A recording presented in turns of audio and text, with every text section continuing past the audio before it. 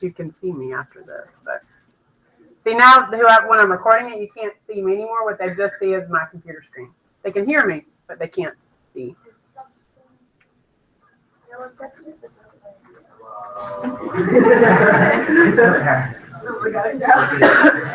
All right, anyways, Rubisco captures the CO2.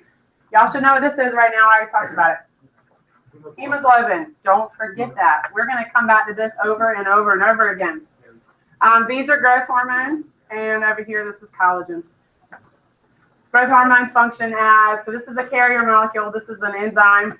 These are structural support. Collagen, okay, helps keep your skin like elastic, okay. As you get older, your collagen won't be as elastic, and that's why you start to get wrinkles and stuff. Sun exposure will start to deteriorate collagen at a much more like faster rate, which is why you go to the beach and you see those wrinkly old people because they've been in the sun a lot. Yeah. So some hormones are proteins. Yeah. Yes, growth hormones are proteins. Insulin is a hormone, and there's a protein. So yeah, not all hormones are steroids. A good number of hormones are protein-based. So they're the most structurally and functionally diverse group of biomolecules. We have thousands of proteins. Every one has their own unique structure and therefore their own unique function. So they're involved in almost everything that could happen within a cell. So some can be enzymes. Here's another thing. Not all enzymes are proteins either. And not all proteins are enzymes. There are some enzymes they're called ribozymes. They're made up of RNA. I don't know if you learned that in Bio 1, but we'll talk about that later. Anyways, but there's a million examples of enzymes, and believe me, by the time this class is finished, you'll know like a ton of them. I just mentioned Rubisco, Pepsin. If you've taken anatomy, you should know some enzymes to remember from the digestive system maybe. But you should DNA polymerase. Okay, remember that from Bio 1. That's an enzyme that builds DNA. We'll talk more about enzymes in chapter 8. Anyway, some are structural support, like I said, keratin. We talked about that yesterday in your skin, right? Your epidermis. Collagen. Your hair has a lot of keratin. Provides, some are carriers, like the hemoglobin carries oxygen and transport proteins. So membrane channels, proteins that exist throughout the membrane. We'll learn about those in chapter 7. Receptors and binding. So we talked about a lot of this in chapter 11. But in all your cells, how do cells actually communicate with each other? They don't talk. It's all with chemical signaling. So if one cell wants to quote unquote talk with another cell, it sends a chemical out. And how does the receiving cell know that a chemical is talking to it? It has a receptor on its surface that the particular chemical will bind to. Okay? It's a protein, and then it'll cause some sort of reaction inside the receiving cell. Some function in defense. So antibodies are proteins in your immune system that will bind to foreign invaders or to your own self if you have an autoimmune disorder, and signal it for destruction. Some proteins function in contractions. So actin and myosin are contractile proteins. And not just of your muscles, but when animal cells go to divide through cytokinesis, okay, actin molecules will associate with each other and cause that formation of the cleavage furrow. We'll talk about that in chapter 12 or 13. I don't remember. Signaling, so hormones, insulin, growth hormones. Some are storage. So I have some more slides after this. Talk about examples that are given in your book in particular. So let's see. Enzymes, I talked about those. So your book talks about casein, the protein in milk. It's a major source of amino acids for a baby. So, when a vertebrate mother is producing, or a mammal mother is producing milk, there's a lot of things in there that are nutrition for the baby, and one is casein, and it provides, the baby will break it down and give it amino acids so it can build its own proteins. So I talked about bean storage proteins just now, and ovalbumin is, if you've made that before, you can buy it. I have it back there somewhere. But anyways, it's a protein in egg whites, and it's used by the developing embryo to get their amino acids. So yesterday we talked about their sat in seeds. Okay, same kind of thing with an egg. How do they get their amino acids? Or in the seeds they have like storage protein, so the developing embryo in a seed can get their amino acids. Same thing with a little egg here. Obviously this is an animal egg. And they digest or break down the ovobumin to get amino acids so they can build their own proteins so they can develop. So those are storage proteins. You might not a lot of times think about a protein as functioning as storage of amino acids, but that's why they'd be used for. Here's an example of a transport protein. Hi. That's the one for people in the Great. Thank you. Oh, NHS. Good timing. Do you know how many people have emailed me and asked me about NHS? I'm like, why are you emailing me? Email Dr. Seiler. Anyway, thank you. I'm not being okay.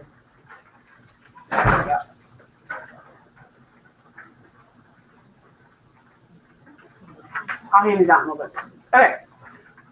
So there's a transport protein. We talked about hormones, receptors. Those are really small. I'm not going to mention this other stuff. Okay. So let's talk about the structure of proteins.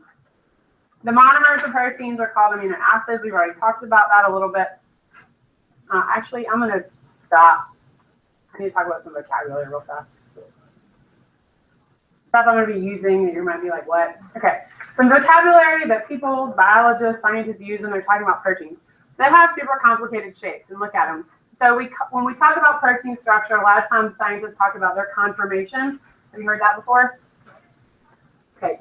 C-O-N-F-O-R, not like conformation in church, but conformation.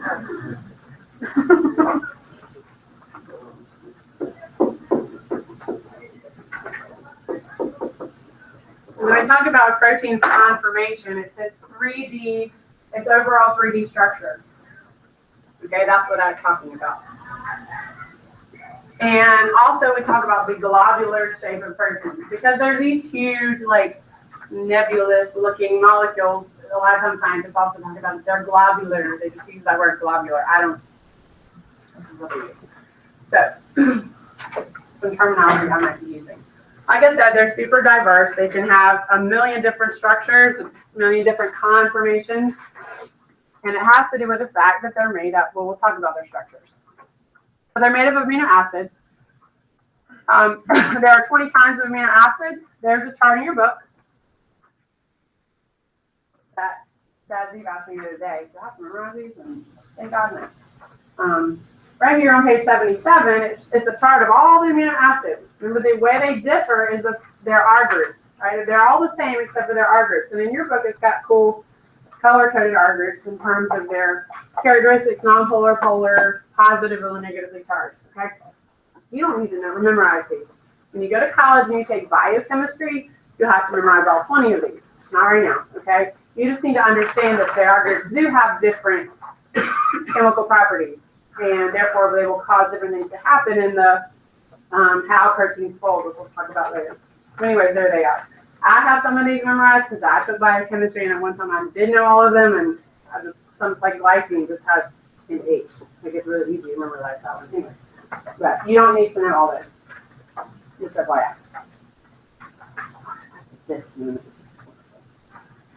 I didn't use this. It just looks like a okay. Polymer of amino acids is called a polypeptide.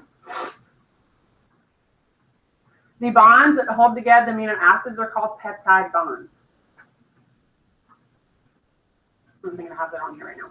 But a fully functional protein, are y'all with me? Mm-hmm. I'm going to go backwards in a second. A fully functional protein, I need to just add what in here, can have more than one polypeptide. So hemoglobin is actually composed of 4 polypeptides interacting together. So it's what we call a quaternary structure. And you learned about that. We'll talk about that in a little bit. Collagen has 3. You can see it in this picture. 3 different polypeptides wound around each other like a rope. Okay. So a lot of proteins are not fully functional until there are multiple polypeptides interacting with each other. Hi. Hello again. How are you? I got some delivery for you. Oh, oh my gosh. Wait, what is it? Hold on. Yeah, some of the pilots in red radio like this. Yeah, we had to move all of them. No, they're trying to. Oh, that's, this is for y'all. Where you want them at? Here, you can give it to me. Yeah, he's like really old then. Like the entire desk would be covered in graffiti. So when I got here, I was like, oh my god, these are nice. Plus, like, you could actually, they're not like, they would put the legs on the chair and not the desk, so the desk would wiggle.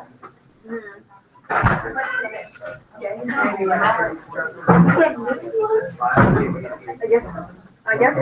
The other side was like that. You have a separate chair. This was big for me. Oh, yeah, they're bigger. They're like, they come out here. Yeah, I was just like, and like, it's not and you're like, and then everything goes wrong. Yellow packing and stuff. Oh, great. I thought it was.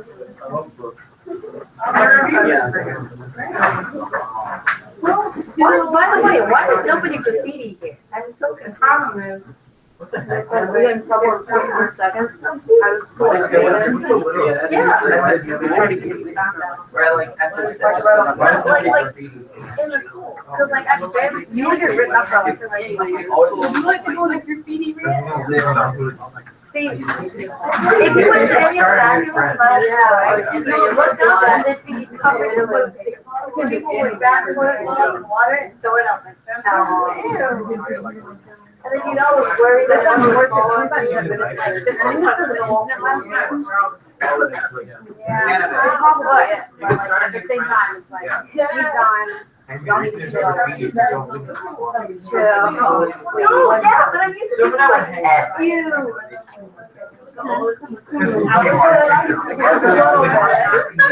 Like before that incident, like, Yeah. if you don't know, like, school, I'm like, very well known for. Like, so Alright, sorry. I ran away from Okay. Okay, yeah.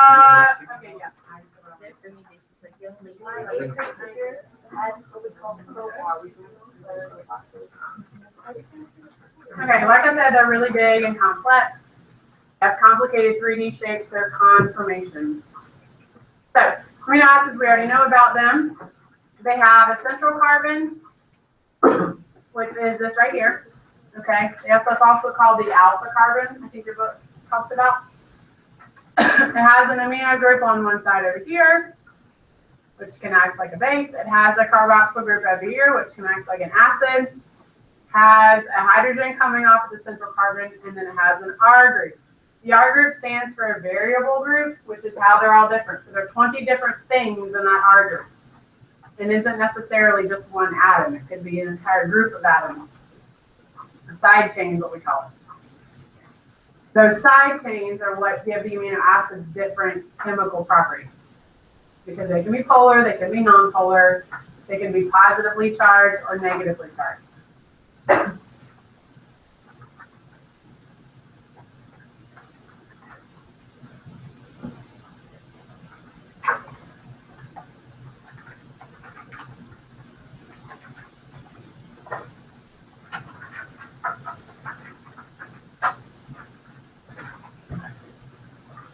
So, like I just showed you, there's that crazy chart in your book. You don't need to memorize all of them, but I'm going to talk about them. You do need to understand that the R group can confer different chemical properties. So these are all amino acids that all have non-polar R groups. Okay, so glycine, like I said, is the easiest one to remember because it just has a hydrogen. Here we have a CH3 group. Here we have a couple of CH3 groups. It just gets larger. These are hydrocarbon side chains over here. All these are. Notice, see, there's a random nitrogen in here, but tryptophan, that's not enough of a polar bond to make it polar. So these are all non-polar. All of these are hydrocarbons except for there's a sulfur here and nitrogen here. Anyway, but methionine is important. That's methionine. Does anybody remember why methionine is important? Methionine is always the amino acid coded for by the starch codon. Does that make any sense to anybody? Well, That deep? You remember that? Sheeta? Like when I was thinking about them because they're juniors, not because they are. But juniors had it just last year. Like, okay, that's all right. It's all right. It's all right. It's all right. It's okay. We'll talk about it all in chapter 17. You'll remember. You're a junior too, right? You don't remember signing. It's all right. It's all right. Don't look at me. I don't care. It's okay. I don't care. So they're all hydrophobic because I already did that. Okay.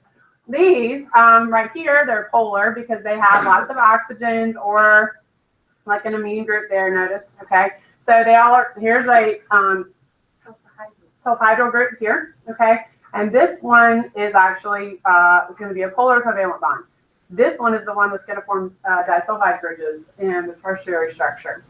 Cytosine is what it's called. Anyways, and down here, these are both carboxyl groups, and in solution, they're usually going to ionize and donate the hydrogen ion, so they're going to have a negative charge. They're acidic. Over here, they all have amine groups, which are going to ionize in solution and accept the hydrogen ion. They're going to be all basic. You might be familiar with some of these, like lysine. Somebody ever take lysine pills? I used to get fever blisters a lot. Did I tell you about this? Yeah, I did. Yeah. But my mom, growing up, she would always when you take lysine, it's supposed to help. I don't know if it ever did, but I took lysine pills. Where's the one? Okay, well, maybe haven't. Anyway, we already know these. Blah, blah. Disulfide bridges, we already talked about them, but this is a disulfide bridge. Remember, it's a covalent bond between two sulfurs. It's a very strong bond, hard to break. Sulfur smells really bad, like rotten eggs. If you've ever gotten a perm or like a hair salon that smells really bad, it's because they're introducing disulfide bridges in your hair. And they have to, part of the chemical is sulfur. Smells gross. All right. Like I said, in order to build a polypeptide, okay, through dehydration synthesis, just like everything else we do. So notice, and I haven't said this yet, you should know this. Anytime a polymer is built, it's usually built in one direction only, and it's usually built one at a time. You don't usually take like a one polypeptide and bond it to another polypeptide. It's built one at a time, one amino acid at a time. Okay, and it's usually built only in one direction. Same thing goes with proteins here. So notice they're organized in such a way that, if you look at the board, the hydroxyl group from the carboxyl group comes off and associates with the hydrogen from the amino group, comes out and makes a water, and then in its place we made that bond right there between the C and the N. See that? A bond right there. That is called a peptide bond. Covalent bond, very strong. It takes enzymes to do, and it takes a little bit of energy to be put in.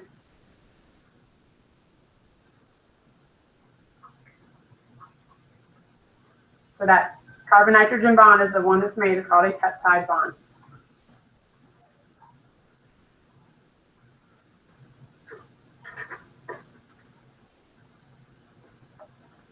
Got it? Okay. So usually when you have a polypeptide chain, it has a sidedness to it. So we say the N-terminus side is where the amino group is hanging freely and not in a peptide bond. And the C-terminus side is where you have the carboxyl group freely hanging and not involved in a peptide bond. Also notice in this little tiny polypeptide, where are all the side chains? They're all on one side. You can flip it over and they'll all be on the bottom. Yeah. But the point is they're all on one side. They don't like flippy flop. Yeah. And all polypeptides, the side chains are all on the same side. Always. So if you actually look down here in the middle, we have something called the NCC backbone, nitrogen, carbon, carbon, nitrogen, carbon, carbon, nitrogen, carbon, carbon. Okay? Just terminology you should understand or relate to, understand, or whatever. The backbone is this nitrogen, carbon, carbon backbone. Like I mentioned, they can only grow in one direction. Just another picture showing the addition of this amino acid to this little tiny polypeptide. And now we have our longer polypeptide. Side chains again are on one side. The C-terminus then is the one that grows. You add amino acids to the C-terminus end. So it grows in that direction. Got it? What's interesting is that these nitrogens here, these nitrogen-hydrogen bonds, notice them right here? See them? These are polar covalent bonds.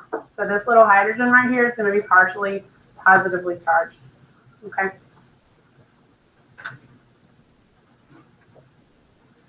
All right. So, structure and function. So remember, just like anything else, structure determines function.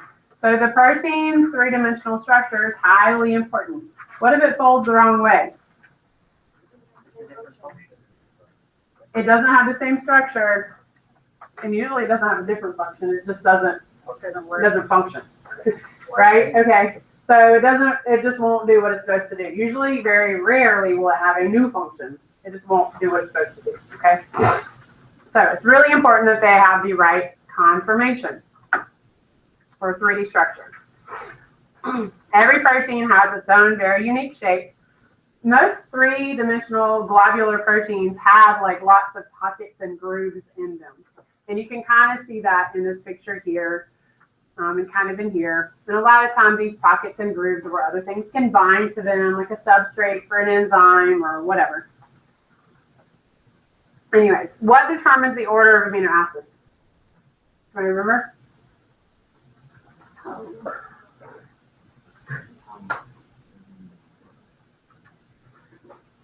I'm just waiting a minute. That chart. Who tells the cell, like, you need to put methionine, then tryptophan, then glycine, then cysteine, then the, say it louder. Well, sort of. DNA direct. DNA. RNA, yes, but the DNA is used to build the RNA, and then the RNA does it directly. Your genes. Okay, when I say the word genes, I don't mean like these. G-E-N-E. Your genes and your DNA determines or tells your cell how to make proteins, in what order to put those amino acids, okay? And you should write on here, your genes and your DNA. That determines your amino acids. So what happens if your part of your DNA is mutated? The part of your DNA that will determine this. It'll do the wrong thing. And you might not have a fully functioning protein, and then you can have some sort of disorder or disease. Okay? So it's really important, which is why you should not expose yourself to carcinogens or mutagens, like cigarette smoke, or any other smoke for that matter, by the way. Anyway. All right. So now we move into the fun stuff. What? Well, I mean, every time you go outside, UV radiation can cause your skin cells to mutate. That's why you should wear sunscreen. I mean, you know, yeah. But you can do things consciously to reduce that risk, like not smoke cigarettes and not smoke other stuff and not expose yourself to drugs if you don't have to, and wear sunscreen and people that have more melanin in their skin naturally are more naturally protected than people that don't. That doesn't mean you shouldn't wear sunscreen because you can still get tan, which means you've been exposed to sun. It doesn't matter. It doesn't matter. That's why I like benzo or something like that. But like when you're like, if you live in a country where there's like more pollution, like like in Asia or wherever. I mean, they all walk around with masks. I mean, but like it's like more polluted, and a lot of them don't wear masks, but it's not like they get cancer. Like India is like just really awful. I mean, like in Korea, like you know, like even China, it's not like it's still bad. Like way before It doesn't mean they won't get cancer. I mean, like a lot of, but I mean, they have a longer lifespan than the United States. It has a lot to do with their diet. You know, there's a lot. We have a whole like week-long unit on cancer in here. I don't know how much you learn in Bio 1, but you're gonna learn a lot in here. There's a lot of things you can do to mitigate effects of things like diet and exercise. I feel like their diet is way better than most American diet. Oh, yeah. So, our diet is terrible. You can't drink the water at all. Anyway, Walked around. How is that? I think in Beijing with a vacuum. I lived like a year, walked around with the vacuum and then made it right out. When you get off, like, It's like an hour walk. Alright, anyways, we can talk about cancer later. Look at the whole unit. Let's just go back here. So, structural proteins. There are 4 levels of protein structure. You need to understand all of them. 3 levels are used to organize a single polypeptide, and then the 4th level of structure involves more than one polypeptide. Okay. So the levels are called primary, secondary, tertiary, quaternary. What? I said I've never known the word Quaternary? I know it. What? There's not. I don't know, but that doesn't exist in protein structure. There's no 5th level. Oh, I don't know. I don't know. Let's just talk about primary structure. All right. This is just like writing your notes. The order of the letters you're writing makes sense to you, right? Okay. The order of the amino acids in the chain makes certain sense, and that's called primary structure. It's just the order of the amino acids. And it's highly important, because what happens if I took all the words on your notes and I like threw them up in the air and just landed randomly? Would it make sense to you anymore? No. Not at all. Just like these matter a whole lot. If you jumble them up, it wouldn't have the same function at all. It would actually not have a function, and then you could die or have some terrible disease. It's really important. Your DNA determines that order, okay? By your genes. There's that word genes. Every different polypeptide / protein has a unique sequence of amino acids.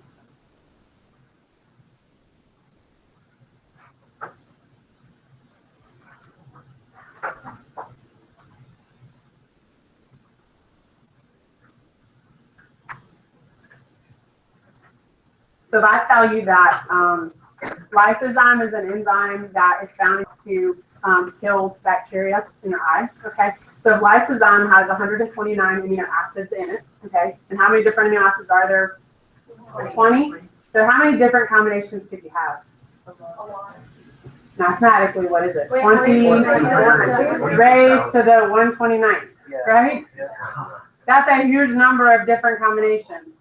The lysozyme is only one of those will actually work. Any of those other ones, whatever that number is coming, would be wrong, and then lysozyme wouldn't work. And you get a lot of eye infections or whatever. What is it? Do you even do that in that? Yeah.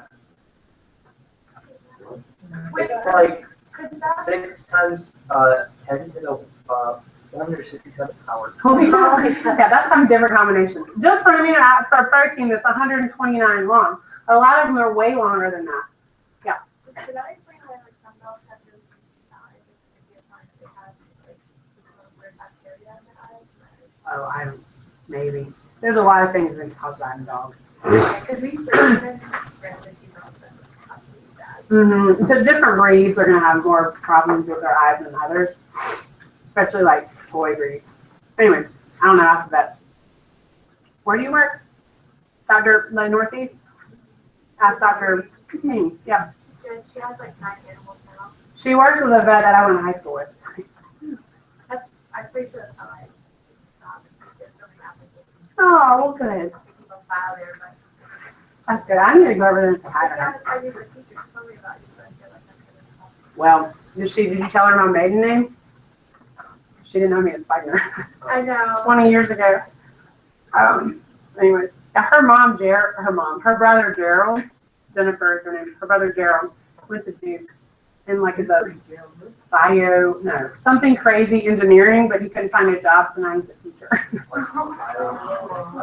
Something like that, like bioengineering or something.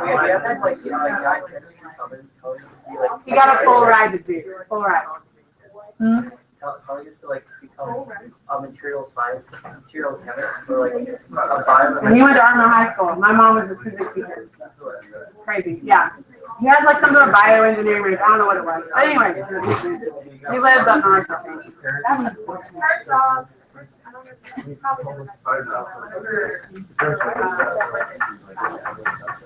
Oh, yeah, I know she likes those skinny fast dogs. Yeah. Anyway, sorry. All right. So there's lysozyme that I was talking about down here. So an example you need to know, and you don't need to know it now. You need to know it for the rest of this school year because we're going to keep coming back to it. There are so many examples I can talk about using this, and this has been an answer on the AP exam like 7 times in the past 12 years I've had an exam. Sickle cell anemia and the biology or chemistry behind why it is the way it is. If you got to know this. So and it has to do with hemoglobin. All right, hemoglobin, like I said, is 4 polypeptides put together, and each one of them has a similar amino acid sequence. But normally in the structure of hemoglobin, there's valine, histidine, leucine, threonine, proline, glutamic acid, and then on and on and on. Okay? And then they look this. When you get all those hemoglobin molecules together in a red blood cell, they produce nice, pretty, what we call biconcave discs. They look like this. They look like a donut without the hole punched all the way through. Biconcave. Anyway. And they're nice and healthy and happy. They don't end up conglomerating together. These are normal hemoglobin up here. The proteins don't associate. They stay nice and separate inside the cell, and they're nice and pretty and like this. But the problem is these 6 amino acids were supposed to be glutamic acid is replaced with a valine. Okay? This is a mutation in the DNA called a missense mutation where it replaces one amino acid with another amino acid. Glutamic acid is replaced with valine. That one change, everything else is the same, but that one change causes your red blood cells to look like they get this name sickle shape because they can be kind of curved. To be honest, they can have all kinds of weird shapes, like look here. They don't have to be curved, but they just look kind of strange. Yeah, it looks all different. But what happens is that it causes the proteins actually end up aggregating together and not repelling each other like they do in normal hemoglobin. They can crystallize inside your red blood cells and cause them to have these weird shapes. And then your blood can actually clump up and clot together inside your tiny microcapillaries, causes a lot of pain in the body, and they cannot carry oxygen very well at all. Yeah, people that are carriers, not people that have it. We'll talk about that too later, not now. But yes, I'm glad you know that, / remember that. I remember that. We talked about it in all of class. Yes, all the headers, I get advantage. You gonna ask a question, Mike? No, Okay, that's fine. But that one change, this is why primary structure is so important, that it's the right structure, okay? Now let's look at these pictures. Okay, these are the R groups for glutamic acid, and here it is for valine. So glutamic acid, notice it's a carboxyl group, it's an acidic one. This will definitely associate with water, very hydrophilic because it's charged, okay? Valine, however, is completely nonpolar. It's just a hydrocarbon in this R group. Completely different chemical properties in that R group. And so when the protein folds, it's going to fold all wrong. Because whereas that one R group, the glutamic acid, is water loving, it's probably going to fold in such a way that it's towards the water of the cell, okay? But if you replace it with valine, all of a sudden that doesn't want to be towards water. So when the protein folds, it's going to fold to the valines on the inside. Causes the whole thing to like flip inside out and be all weird, okay? So if you think about mutation, what's worse? For doing that kind of a mutation and it changes the amino acid to something that has completely different properties? Or what would happen, do you think, if you replace Let me go back for a minute. Like lysine with an arginine. You think it would maybe be that disastrous? Maybe not, because they're still both, they're both hydrophilic. It'll still both fold in the same way. Now, it still might have some consequence because maybe it's in the active side of the protein and it won't function the same way. But it might not be as disastrous as replacing one with one that has completely different chemical properties.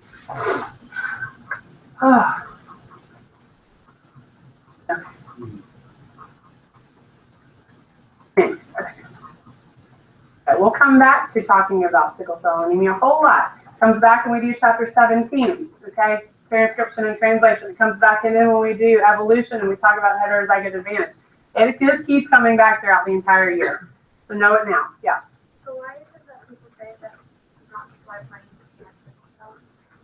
Well, because higher to fly plane, to fly on a plane. But you don't fly on planes. Like, is it because of the oxygen? Well, but I mean, it's pressure. I mean, it's not like you don't have oxygen on a plane. I don't know. I've never heard that before. I remember hearing it when I was in Southwest class. I've never heard that before.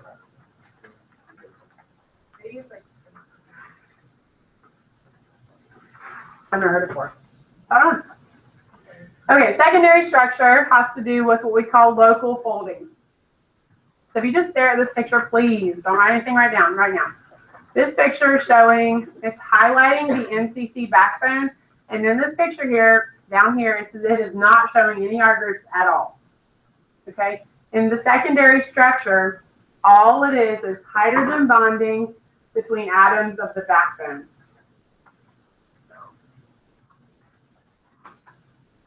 Okay, right here. The R groups are not involved at all in the secondary structure. It is just hydrogen bonding between atoms of the backbone.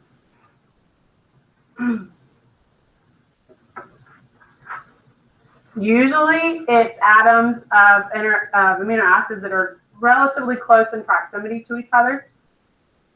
There are two types of resulting structures you can get. Something called a beta pleated sheet, which looks like an accordion piece of paper, like you fold it. It's like an accordion, you know, you did them when you were little. Yep. Or it can form something called an alpha helix, where it's just like a helix.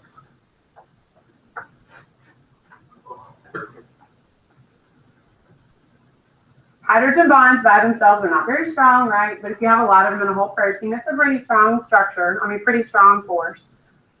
And in one polypeptide, you can have both beta pleated sheets and alpha helices. So this is just showing one polypeptide, and you can see there's an alpha helix here, and there's a beta pleated sheet. What it actually looks like in an actual polypeptide, a beta pleated sheet is something more like this. Okay, it like folds like that, and you can kind of see it over there highlighted. Okay. And the alpha helix will just be kind of like that.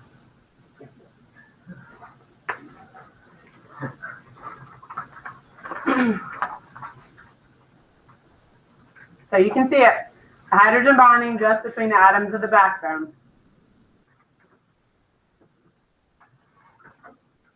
Another picture. Okay. Now tertiary structure is whole molecule folding.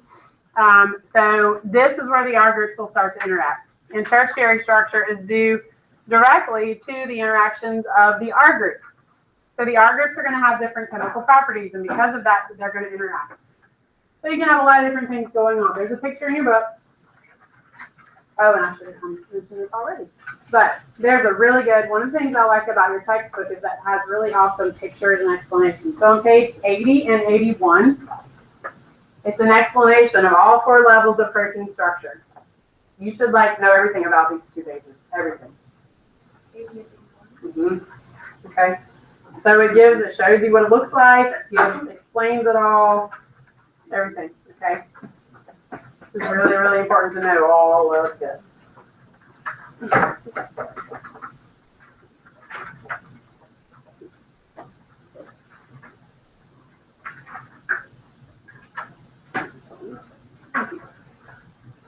So you need to know, I'm sorry.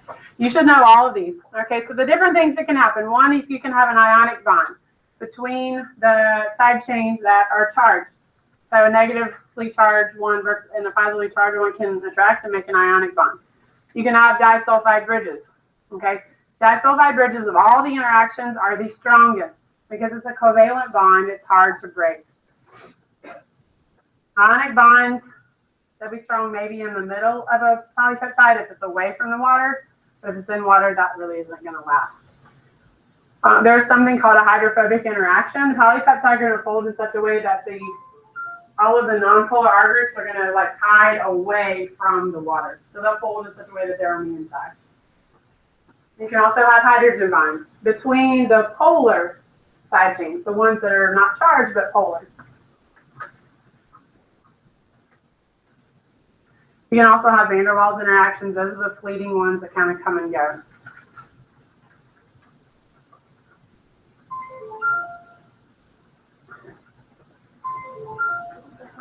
Got an alarm. Is that no any kind of notification? Then who's doing it? Oh.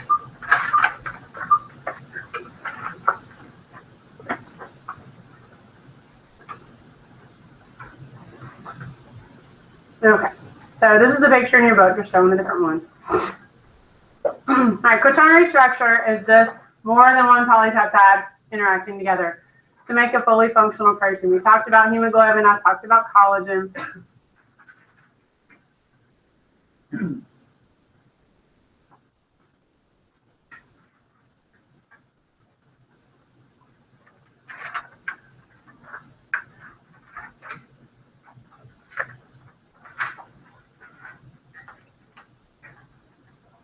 40% of the protein in your body is collagen. It's a lot. You have a lot of skin. It's a lot of it. It's in your tendons too. And we talked about hemoglobin already. Collagen's in your bones and also in your ligaments. It's all over the place. Yep. Now these are all my notes on this protein.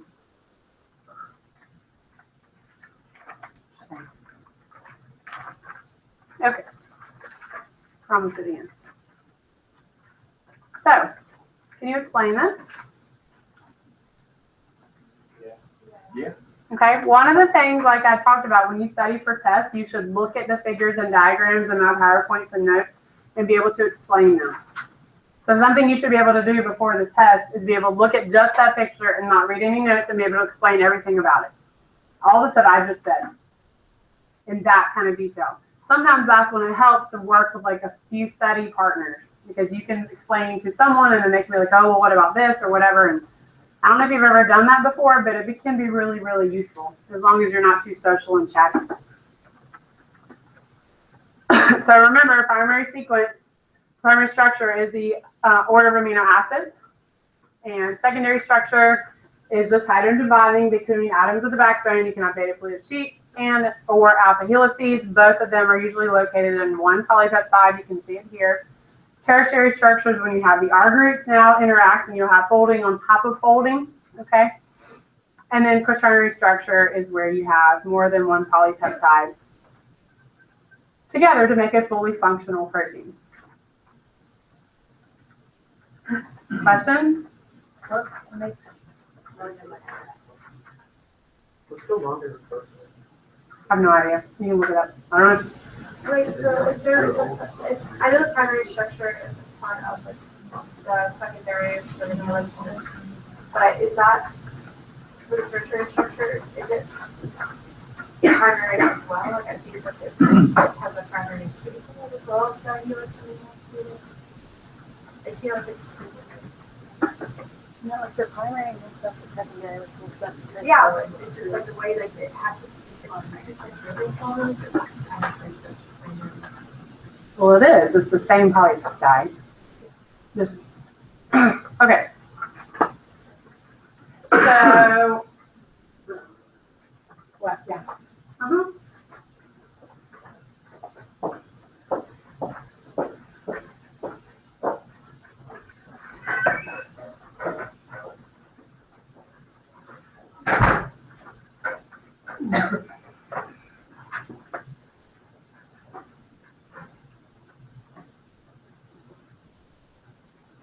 imagine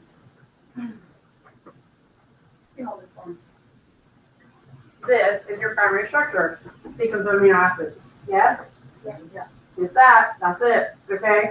And then all of a sudden you have, and now the folding happens usually kind of automatically as the protein is being synthesized. Sometimes there are other structures called chaperone proteins that help in the folding. But anyway, so it starts to fold down. Yeah.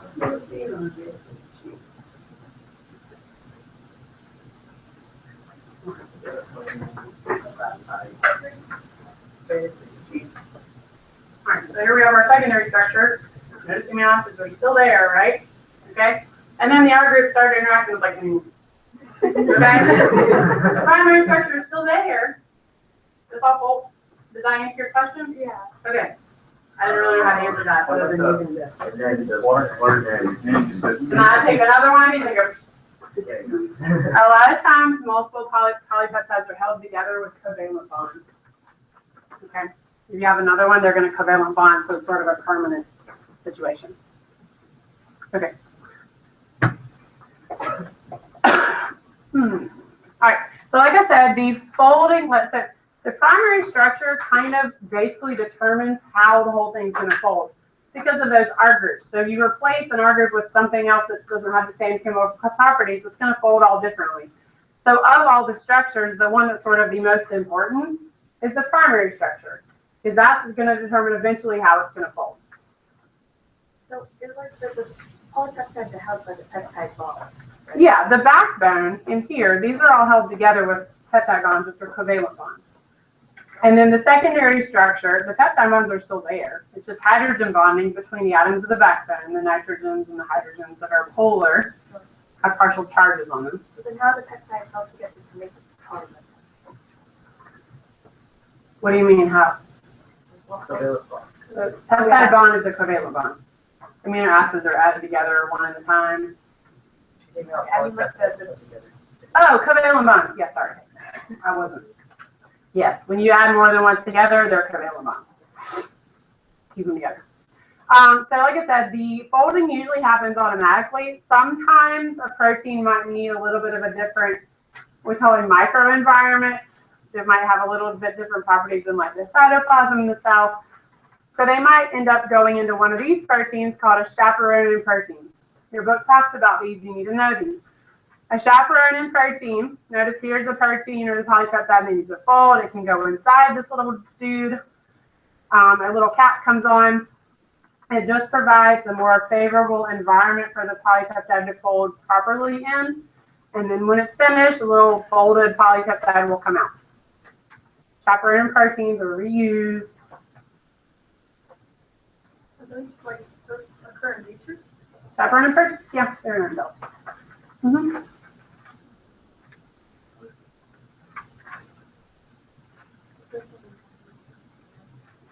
They really just provide like a better place for them to fold, a better microenvironment. Sometimes it needs maybe a little bit more acidic environment to fold the right way. So inside the chaperone protein, like imagine in that little cylinder in the middle, there's a lot of acidic R groups pointing off of that, the chaperone protein. So it makes a little environment that are a little more acidic than inside as well, or a little more basic or whatever. Yeah. What makes the polypeptide go into the chaperone? Okay, so yeah, a lot of problems with these books is they don't show you everything because it'd be way too like in your face confusing. There's usually a protein that will like assist it and take it there. Do you know like? Didn't I show y'all the intermolecular cell video? Okay, remember the little thingies that walk? Okay, usually something's gonna basically walk it to one. Okay. You don't know what that is, you'll watch it later. All right.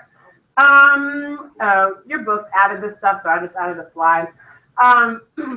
X-ray crystallography we'll talk about later when we talk about Rosalind Franklin and stuff. But anyways, X-ray crystallography is sometimes used by science to determine the structure of proteins by sort of looking at it. So basically what they do is they can make a crystal of the proteins they're interested in studying and send an X-ray beam through the crystal. And as the X-ray hit different parts of the protein, it's got a certain like okay. And scientists that are X-ray crystallographers, like I don't know how to interpret one of those pictures, but they know how to interpret this picture and look at that picture, and computers actually do most of the reading now, and it'll spit out like, this is what it looks like. Whoa, crazy, yeah. So anyways, it all depends on the diffraction pattern of the x-rays, like what atoms it hits where and how it's diffracted and all this, and it produces an x-ray image, and x-ray crystallographers can read it, and computers can read it and determine the structure of a protein. That's pretty cool. It's called X-ray crystallography. Another method they use is called NMR. If you ever take organic chemistry in college or quant analysis, you'll do NMR stuff in chemistry, but it doesn't require crystallization. But basically, you take a liquid sample of your protein, put it in a machine, and it uses a particular method to, it's called spectroscopy, and you get like a computer printout of stuff. Anyways, you don't really need to know that, but we'll talk about bioinformatics later. But that's basically using amino acid sequences to predict how it's going to fold. So if you know the amino acid sequence, you can say, well, these have these certain R groups. I predict, the computer will predict how it's going to fold based on just the R groups that are there in the particular order. Anyway. Okay. This slide and this slide are not like hugely important. This is. Okay. So when you denature a protein, it unravels, and that's bad. Okay. The reason why it's really not good to have like a super high fever. Oh, I thought you said a person. A protein. I thought you said denature a person. I was like, what? You don't want to do that either. But if you, the reason why I said I had to have a high fever in your body is because your body temperature is going to go so high that it could denature your own proteins. When that happens, you die because you can't take them back usually. Denature just means unraveling or unfolding. Okay. Denaturing can happen because of a lot of different things. But generally, what it causes, imagine if you raise the temperature up to a certain temperature, right? All molecules are going to have some sort of kinetic energy, yeah, because they're moving. If you raise the temperature, what's happening to kinetic energy? It's going to go faster and faster. At some point, it's going to go so fast that the hydrogen bonds and the ionic bonds in the tertiary structure can't withstand that. They're going to fall apart. And if it gets even higher, it can even disrupt the hydrogen bonds in the secondary structure. And then the whole thing just unravels. You can't take it back. Just like when you fry an egg, you can't take it back. You can't make the egg whites look white, like clear again. It's done. You're dead. pH can do that. Okay. You start adding a lot of hydrogen ions to a solution. Well, all of a sudden, the amine groups are going to act like bases and take them up. Or like it's going to, then therefore it's going to change the ionic bonding in the tertiary structure, and it's going to unravel. Okay. Salt can do the same thing. So it'll disrupt hydrogen bonds, ionic bonds, and even sometimes if the temperature is high enough, it can disrupt the disulfide bridge. Those are the covalent bonds. So if it's unraveled, it won't work anymore. Most of the time, you cannot take them back to their original shape. You can, like maybe in a test tube, maybe. But not in your body. You're done. If the temperature gets too low, then like slow down. Yeah, the thing is, you cannot denature a protein with low temperature. They'll just slow down. And so you might still die, but it's not because they're denatured. It's because your chemical reactions in your body are occurring so slowly, it can't sustain life.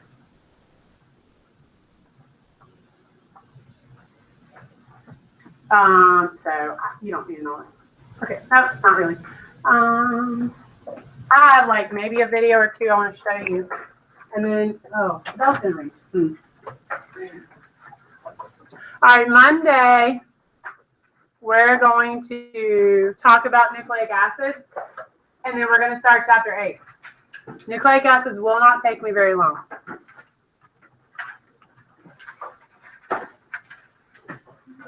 I'm going to show you a couple videos, so please pay attention.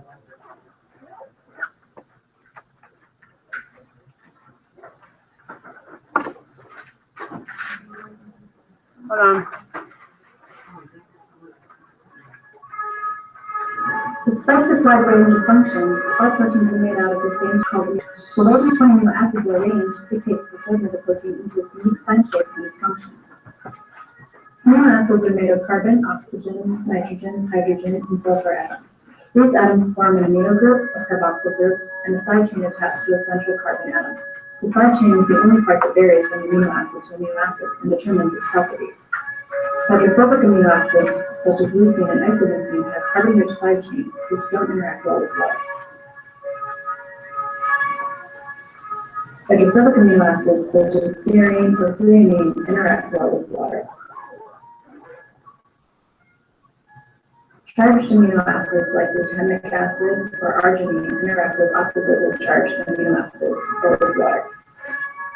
The primary structure of the protein is the linear sequence of amino acids that is encoded by DNA. The amino acids are joined by peptide bonds, which link an amino group and a carboxyl group. The water molecules release each time a bond is formed.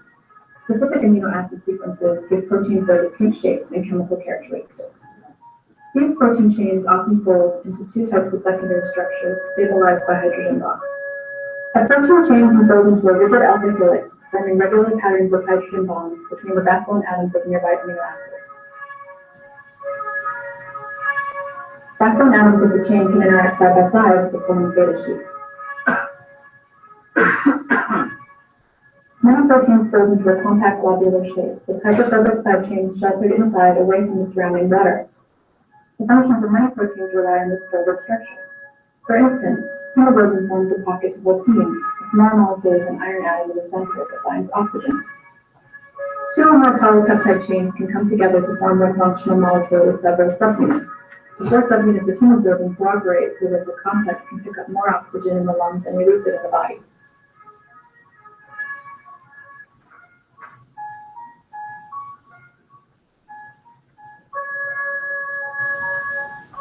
Many proteins rely on the ability to recognize the shape of specific molecules in order to function correctly. The flexible, Alright, this is the one I thought it was. That kind of sucked. Yeah, it was. Alright, this hopefully is good.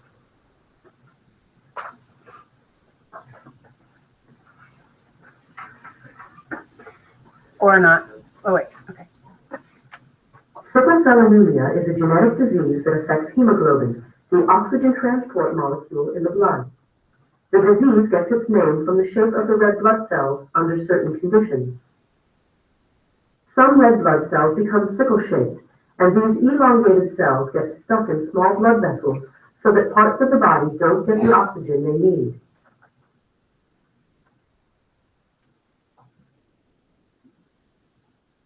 Sickle cell anemia is caused by a single code letter change in the DNA. This in turn alters one of the amino acids in the hemoglobin protein. Valine sits in the position where glutamic acid should be. The valine makes the hemoglobin molecules stick together, forming long fibers that distort the shape of the red blood cells, and this brings on an attack. Well, that wasn't very long. No, I remember doing this with Pablo when we were looking at the beginning.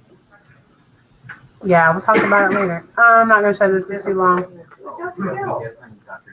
Well, the bell's going to ring. We'll watch Dr. Phil later.